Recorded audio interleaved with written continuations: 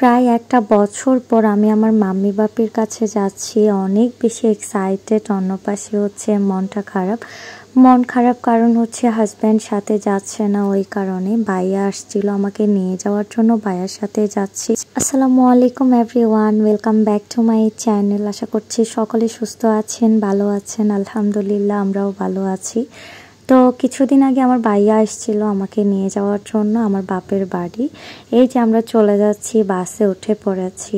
একদিকে অনেক বেশি এক্সাইটেড এবং অন্য পাশে অনেক বেশি মন খারাপ, কারণ হাজব্যান্ড যাচ্ছে না। হাজব্যান্ড না যাওয়ার কারণ হচ্ছে ওনার অফিসিয়াল কাজে একটু বিজি আছে এই জন্য। তবে ইনশাল্লাহ যদি ছুটি পাই তাহলে আসবে আমাদের কাছে।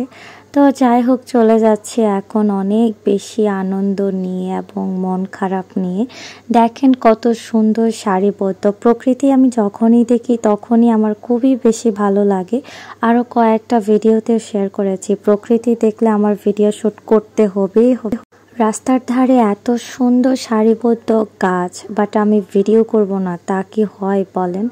খুব সুন্দর লাগছে। কৃষ্ণচূড়া গাছ মেবি, আমি অতটা শিওর করে বলতে পারছি না।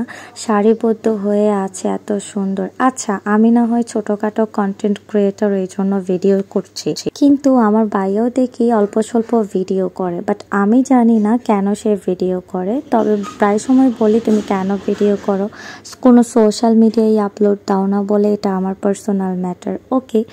তারপর আমাদেরকে হোটেল বিরতি দিয়েছে, হালকা পাতলা নাস্তা করে আবারও রওনা দিয়ে দিলাম মাম্মি বাপ্পির উদ্দেশ্যে। অনেক বেশি ক্লান্তি সময় যাচ্ছিল। আজকে ছোট্ট ব্লগটা এইটুকু। ভালো থাকবেন, দোয়া রইল। আল্লাহ হাফেজ।